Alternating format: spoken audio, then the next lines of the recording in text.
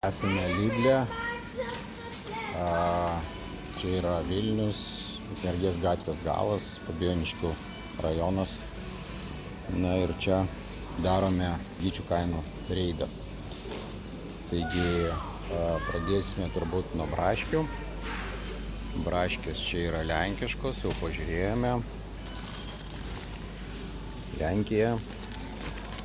Kaina pakuotės 500 gramų 2,5 euro arba 5 eurai kilogramo kaina. Tai turguje iš tikrųjų kainos yra patrauklesnės. Lenkiškos ten yra 3,50, lietuviškos nuo 4,50 ir iki 5.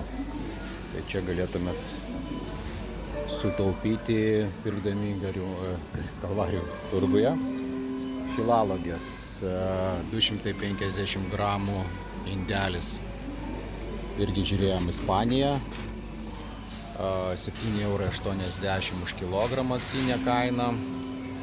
250 gramų indelis 1,95 €. Nubraukta kaina 4 eurai.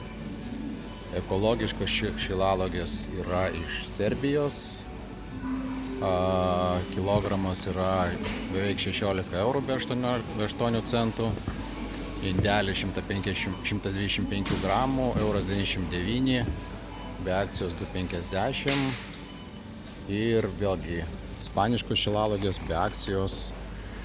Čia kainuoja 400 gramų indelis 5,99 €, kilogramas 15 eurų be 8 centų.